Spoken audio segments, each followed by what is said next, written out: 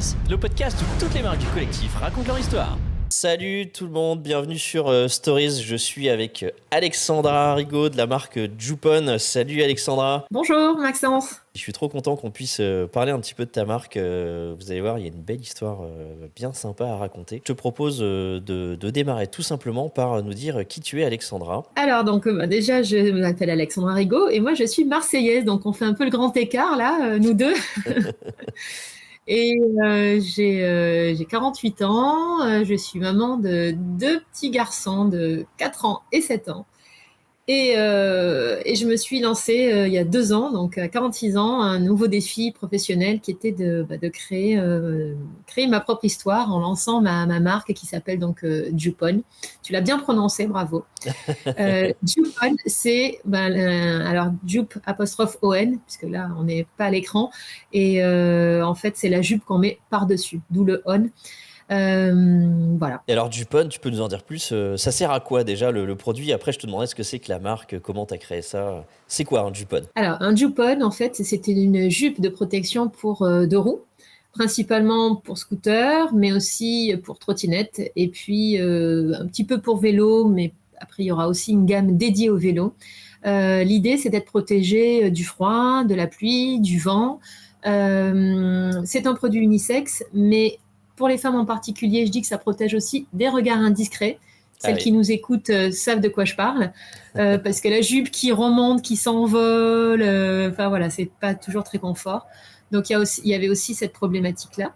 Et Jupon, c'est un peu tout à la fois. C'est à la fois un produit de protection pour vraiment du confort pour rouler au quotidien, pour faire tous ces déplacements urbains, mais c'est aussi un produit stylé, parce que ça me tenait à cœur d'avoir quelque chose un peu looké quand on est un citadin ou une citadine et qu'on va bosser, on n'a pas envie d'être déguisé de la tête aux pieds à cause de la météo, quoi. Je suis moi-même motard et ça m'est arrivé plusieurs fois de me retrouver trempé après un petit ride effectivement en deux roues.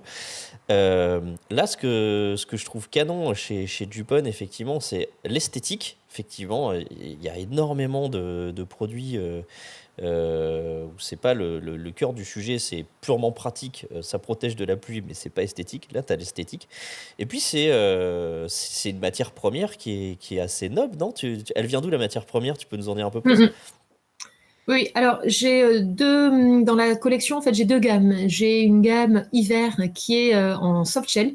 Le soft shell, c'est, tu vas connaître tout de suite, en fait, c'est ce qu'on utilise pour les vestes de ski. Donc c'est la matière, en fait, qui est d'un côté lisse, imperméable et déperlante, et de l'autre côté qui est en laine polaire, en doudou, hyper confortable, etc. Donc c'est à la fois imperméable et chaud et confortable. Voilà.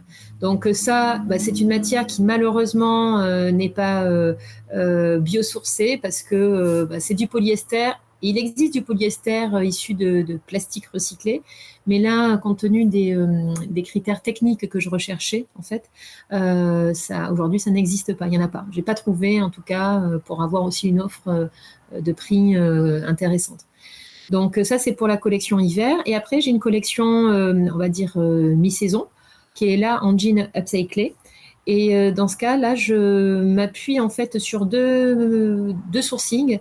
Euh, L'un, c'est une collab en fait que je fais, enfin des collabs. Et là, pour le moment, j'en ai une qui est en cours avec la marque de jean Rika Lewis. Je ne sais pas si tu connais. C'est on peut dire que c'est une vieille marque de jeans puisqu'elle date de 1927, je crois. C'est une des premières marques de jeans françaises, made in France et marseillaise en plus. Donc, quand j'ai appris ça, je me suis dit, mais c'est génial, on a une histoire commune à écrire avec une vieille marque de jeans et une jeune petite marque marseillaise. Voilà, on a des origines communes, avec une problématique proche aussi, qui est de travailler sur l'impact de l'industrie textile. Donc, en fait, je les ai contactés très simplement et je leur ai demandé si ça les intéressait de me donner en fait leur jean déclassé dans une démarche d'économie circulaire, puisque tu sais que certaines marques, aujourd'hui, selon leur volume, doivent valoriser les invendus, les produits déclassés ou qui ne sont pas vendus dans les magasins. Et donc, tout de suite, ils m'ont dit OK, ils ont bien aimé le projet, ils ont aimé le concept. Et ils m'ont offert, en fait, ils m'ont donné toute une partie de leur production de jeans déclassés. Donc, en fait, concrètement, c'est des modèles qui ont un petit peu une fermeture éclair qui est abîmée, ou qui sont décolorés, ou qui ont des problèmes comme ça. Mais pour moi, ça a beaucoup de valeur. Et je prends ces jeans-là, je les mets à plat, on les transforme, on les découpe. Et avec un jean et demi, on fait un jupon. Voilà. Donc ça, c'est une première façon de sourcer de la matière Génial. en jean. Et l'autre façon, il y a pour moi une partie, on va dire, un peu pédagogique, puisque j'ai mis en place des opérations de collecte de jeans dans des tiers-lieux, sur des événements, dans des centres commerciaux. Et là, en fait, avec un partenaire, on a mis en place des box. On sensibilise le public sur le fait que le jean, c'est dans l'industrie textile, c'est un des produits les plus impactants pour l'environnement et que il y a des choses à faire, quoi. Voilà. Je te donne un chiffre, par exemple. Est-ce que tu sais combien de jeans sont vendus par seconde dans le monde? C'est un chiffre hallucinant. Par seconde, oh là là, il faudrait que j'essaie de faire un calcul, mais je vais dire un truc complètement pif, je vais dire, je sais pas, 5000. Ah, par seconde, c'est peut-être un peu violent. Non, non, Attends. non, ouais, c'est un peu violent. Mais ramener Ouais. à la seconde, Allez, on va dire 10 par seconde. allez, je t'aide un peu, on est à 73 jeans par seconde dans le monde. Ah ouais, mais Par ça reste seconde. énorme, hein, par seconde, quoi, 70 000 par Voilà. seconde, c'est Ouais, ouais, ouais. gigantesque. C'est hallucinant. Et rien qu'en France, il s'en vend, si je me trompe pas, je crois que c'est 9 millions par an. De jeans. Voilà. Donc, voilà. Et quand on sait que, enfin, j'ai quelques chiffres qui sont assez incroyables, c'est qu'un jean peut faire jusqu'à 10 000 kilomètres de distance pour être fabriqué. On consomme entre 8 000 et 10 000 litres d'eau pour un jean. Enfin, voilà. Donc, si tu veux, toute ma démarche, en fait, elle est aussi partie de là, de ma sensibilité, on en parlera après, mais de ma grande sensibilité aux sujets environnementaux. Et j'avais envie d'apporter ma contribution en créant Jupon. Alors, pour le moment, c'est sur une partie de la collection. Je propose aussi des bananes en jean upcyclé avec des chutes de tissu, etc. Et j'espère que à moyen terme, j'aurai toute la collection qui sera biosourcée ou éco-responsable. Puis comment ça se met? Ça s'enfile, ça s'accroche? C'est quoi le système? C'est pratique? Alors écoute, c'est archi simple. C'était aussi un de mes critères dans mon cahier des charges. Je voulais quelque chose de facile et pratique. Donc en fait, ça se met en 2 secondes, sans mentir. Tu la fixes à la taille. C'est la grande différence avec ce qui existe sur le marché principalement. C'est la version de la tente, mais en jupe, hein, la fameuse 2 secondes. Ouais. Je donnerai pas le nom de la marque. Mais c'est ça. En fait, tu le prends, ça ressemble un peu à un tablier de cuisine, en gros.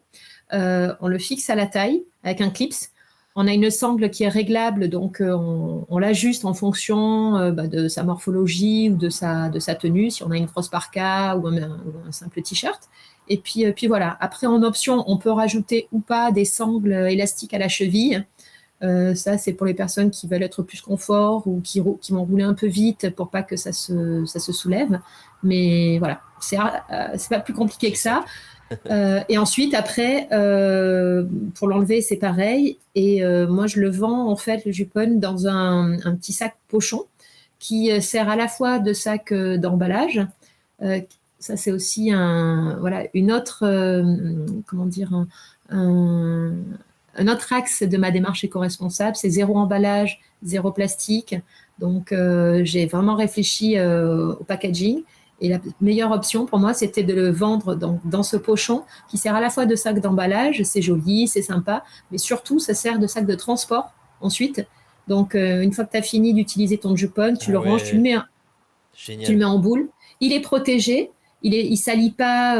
S'il est mouillé, il va pas mouiller tes affaires dans le top case, par exemple, du scooter. Et il va pas se salir non plus et tu peux le porter à l'épaule. Voilà. Tout est Génial. pratique. C'est quoi qui a déclenché cette envie de créer Jupon? C'est parti d'une anecdote ou comment t'en es arrivé là? Alors oui, on pourrait dire une anecdote, mais surtout en fait un besoin, comme souvent quand on crée quelque chose, en fait, hein, c'est un besoin perso.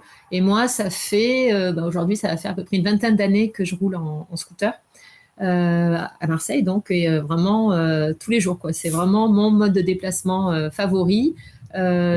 tous les jours, toute l'année, quelle que soit la météo. Et puis pour tous mes déplacements, que ce soit pro, les rendez-vous, les sorties. Maintenant, mes garçons, je les mets même parfois sur le scooter. Donc voilà, tu vois, toute la famille s'y met. Et en tout cas, dès le début, je cherchais quelque chose pour me protéger de la pluie, même s'il pleut pas souvent en Marseille, ça arrive quand même. Et puis, on a froid. Et puis moi, je suis assez féminine, donc je suis en jupe, etc. Et je voulais quelque chose qui soit à la fois élégant et fonctionnel, quoi. Et je trouvais pas. Ce qui existait, c'est ces fameux tabliers qui se fixent sur le véhicule. Que perso, moi, je trouve assez moche. C'est encombrant, c'est assez galère à installer. Il faut le fixer, l'attacher, etc. Donc souvent, les gens ne l'enlèvent pas. Donc l'été, on se retrouve avec un gros truc au bout des pieds. Ça se vole. Enfin voilà, moi j'y voyais que des inconvénients et d'ailleurs j'en ai jamais acheté. Je m'étais fait déjà à l'époque parce que j'ai la chance de coudre. Mes grands-mères et ma mère m'ont appris à coudre quand j'étais gamine et donc tu vois, il y a aussi un petit fil conducteur derrière tout ça et fil conducteur et fil à coudre hein, pour faire le jeu de mots. Mais ouais, c'est ça en fait. J'ai commencé à fabriquer ma première tenue. Et puis après, mes amis m'ont dit ah mais c'est sympa ton truc. Et puis après j'étais embêtée parce que l'été j'avais pas non plus ce qu'il fallait. Donc là je prenais un paréo, je m'enroulais. Alors je faisais le sushi, tu vois la version enroulée autour de moi à la taille. Et puis pareil en cherchant, en bricolant, en cousant, j'ai fait quelque chose qui se rapprochait beaucoup du modèle actuel. Et là j'ai eu pas mal de retours positifs.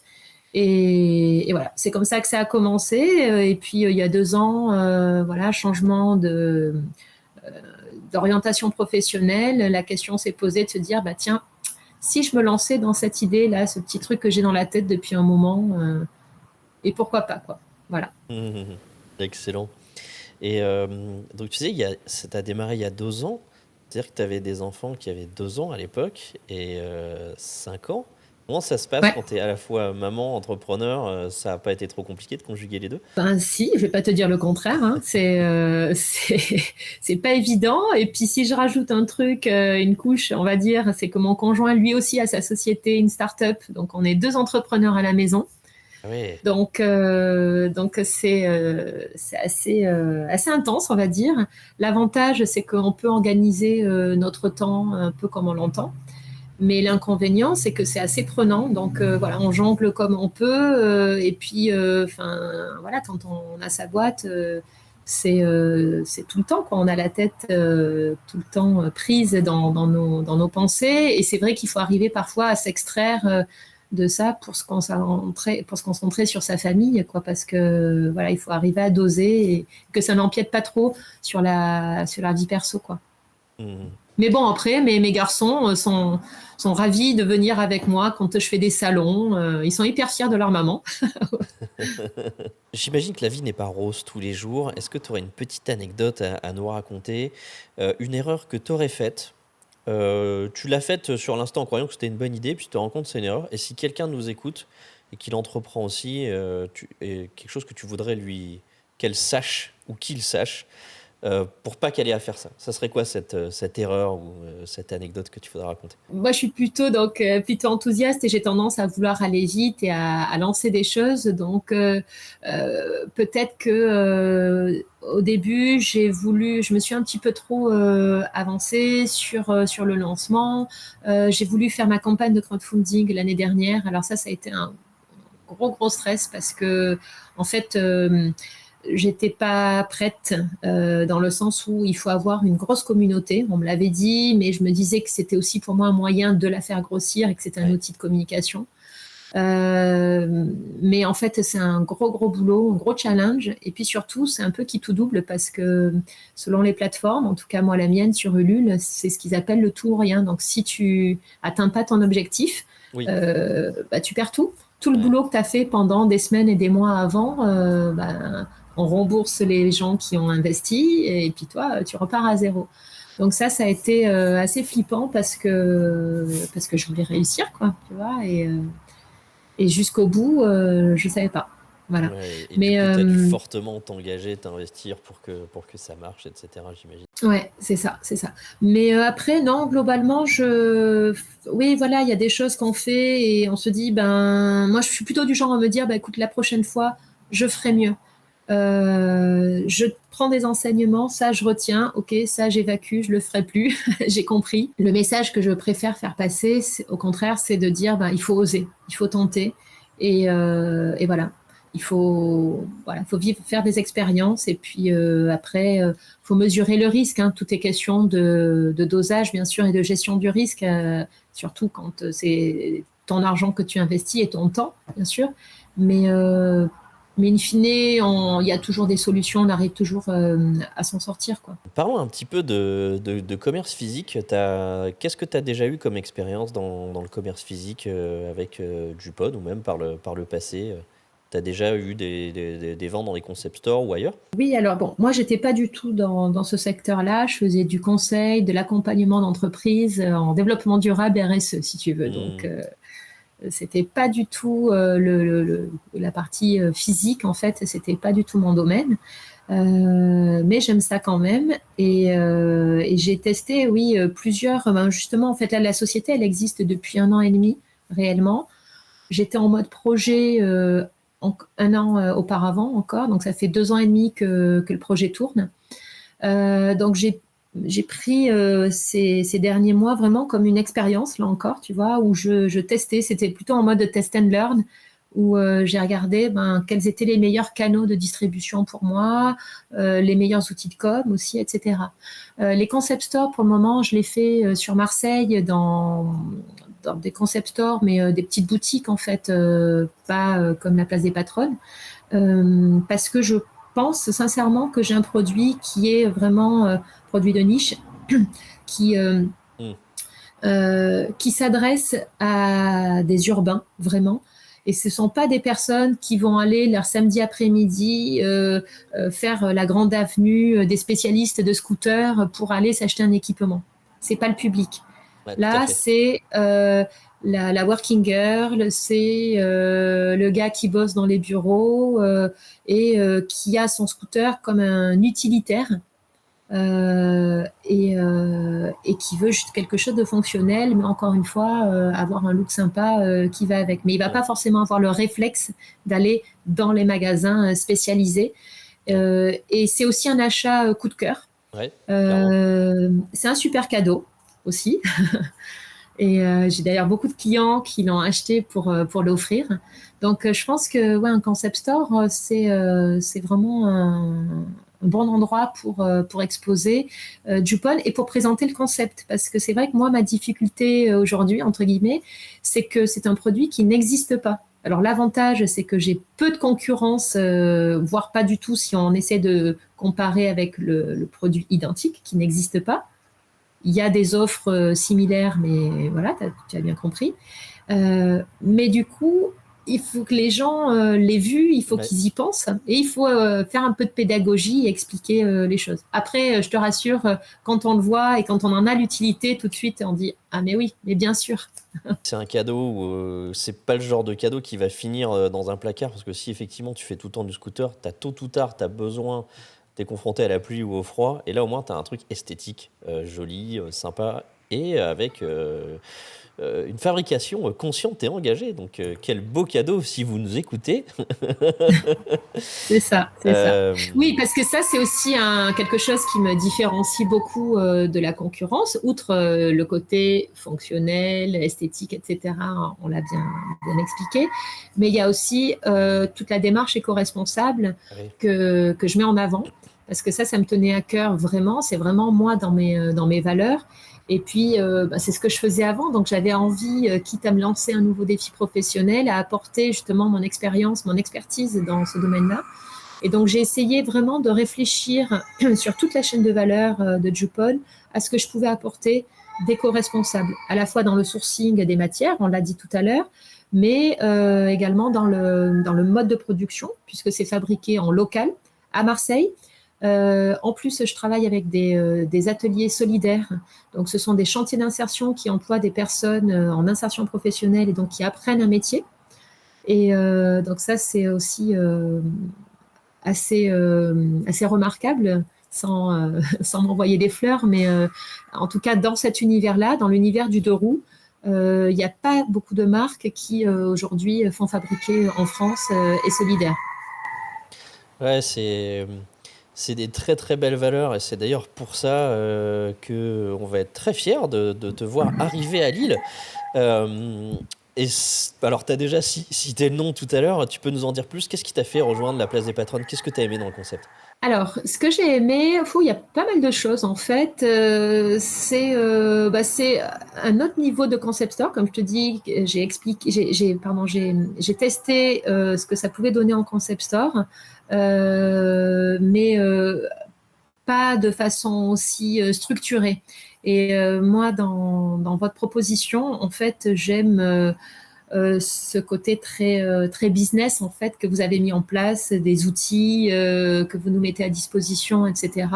Et ça me contribue moi aussi à mes enseignements et à une nouvelle expérience que j'avais envie de tester pour moi perso, en tant que jeune entrepreneur aussi, mais aussi pour la marque Jupon, parce que j'ai envie de me comparer aussi, me mettre au même niveau que d'autres marques qui ont déjà beaucoup plus de reconnaissance.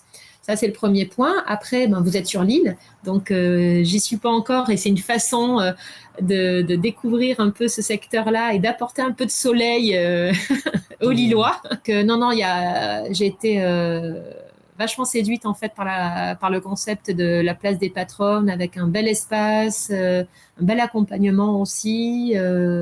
J'ai l'impression, enfin, j'ai hâte de voir la boutique, le magasin, le showroom dès qu'il sera ouvert. J'ai vraiment hâte. Pour ceux qui nous écoutent, en fait, la boutique, effectivement, on va y retrouver plein de belles pépites. Et souvent, quand on est dans un magasin, on voit juste le magasin, on voit pas ce qu'il y a derrière. C'est d'ailleurs pour ça qu'on fait ce podcast. Et généralement, c'est le commerçant qui gère tout, en fait. Là, ici, on donne le pouvoir à la marque de pouvoir gérer son commerce, de pouvoir vendre en direct, etc. Et donc, ça crée une plus grande proximité avec vous, avec les clients. Mais ça leur permet aussi de mieux, d'avoir une meilleure visibilité, de mieux piloter leur entreprise, d'avoir plus de feedback, etc. Et ça, c'est une vraie belle opportunité.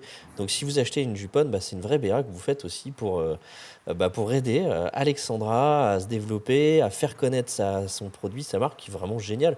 Et c'est du point de vue d'une marque, c'est comme Alexandra, c'est hyper compliqué d'inventer un nouveau produit qui n'existe pas. Parce que du coup, les gens ne savent pas qu'il existe. Donc ils ne le cherchent pas non plus en fait. Et donc Exactement. forcément, il faut le découvrir, il faut se mettre à l'endroit où vous êtes. Et c'est pour ça que moi je trouve que c'est une bonne idée d'avoir choisi la Grand Place de Lille. Parce que notamment pendant la période de Noël, euh, on va avoir plein de gens qui vont être en quête d'idées cadeaux. Parce que les idées cadeaux, je sais pas si tu l'as déjà fait, toi, Alexandra, tu vas me dire, est-ce qu'un jour, c'est arrivé de tracer à court d'idées cadeaux, puis de te dire, tiens, je vais quand même regarder sur Internet, je vais taper sur Google idées cadeaux. Est-ce que ça t'est déjà arrivé une fois? Alors, ça m'est déjà arrivé et surtout, je vais te dire, moi, je suis hyper difficile. Et c'est vrai que si je dois offrir un cadeau, je préfère offrir un cadeau qui est pratique. Parce qu'au moins, même si la personne n'aime pas trop le cadeau, si ça lui plaît pas, à minima, un jour, elle en aura besoin. Voilà. Pour moi, le pire cadeau, ça, en tout cas, si on me l'offre, c'est un truc de déco. Si jamais ça me plaît pas, alors là, je suis hyper mal. Non, mais voilà. Donc, c'est vrai qu'un Jupon, forcément, puis je trouve ça sympa de l'offrir parce que la personne, sur le coup, elle voit peut-être pas trop l'intérêt, mais tu peux être sûr que si tu l'offres à quelqu'un, le jour où il pleut, alors là, mais elle va te bénir, elle va t'aimer Ah ouais, ouais, non, et mais elle pensera tous les jours à toi. j'en suis certain, et c'est pour ça que je faisais le parallèle avec Google. C'est en général, quand tu cherches des cadeaux, bah, Google te propose généralement un truc très décevant, et tu finis en magasin, en fait. Tu finis à aller faire du shopping, aller chercher des idées cadeaux, etc. Et c'est là que le commerce physique a encore vachement de sens. C'est que quand tu Mm. cherches des idées, de trucs sympas à offrir, les magasins ont au moins ce rôle et cette utilité. C'est que tu peux découvrir des choses qui vont te surprendre. Et là, en l'occurrence, je pense que toi, tu coches toutes les cases. Et en plus, Non, c'est non, mais on est pratique. d'accord. Et c'est pratique. Non, mais c'est vrai que clairement, quand tu cherches quelque chose de précis, tu tapes le mot sur Google et voilà. Moi, aujourd'hui, Dupont, ça existe depuis 1 an et demi. Et voilà, on l'a dit, les personnes n'y pensent pas forcément. Et par contre, au hasard d'une balade où on va flâner et chercher un peu des idées cadeaux comme ça, ou pour soi, hein, perso, l'achat de coup de cœur aussi. Voilà. Et typiquement, quand on voit le produit, déjà, il est très quali. Les retours que j'ai à chaque fois, c'est que les gens apprécient vraiment les finitions, la qualité du produit. Voilà, ça fait beaucoup. J'ai des retours très positifs là-dessus. Donc, il faut le voir, il faut le toucher. Et quand on voit en plus le côté pratique, franchement, ouais, on coche pas mal de cases. Bah écoute, en tout cas, très heureux d'avoir pu faire ce petit podcast avec toi. Sympa. Par contre, mon père a un scooter, mes sœurs ont un scooter, et Ah ma ouais, belle-mère a un scooter. Donc, crois-moi bien qu'autour de moi, je vais bien en parler. tu vas en Parce que parler. j'adore le concept Ouais. et je le trouve canon. J'essaierai même d'en faire des petites vidéos dans l'île, si je peux. Je verrai Coxigo si je peux faire des petites vidéos sur la Grand Place, des choses comme Oui, ça. ouais, ouais, ouais, ça peut être sympa, carrément. Donc, en tout cas, merci. C'était chouette de nous partager tes aventures, et l'origine de la création de Dupont. Ouais. Euh, Hâte que tu puisses arriver donc sur la Grand Place à Lille. Mm. Merci, c'était le podcast Stories et à bientôt pour un prochain épisode. Ciao!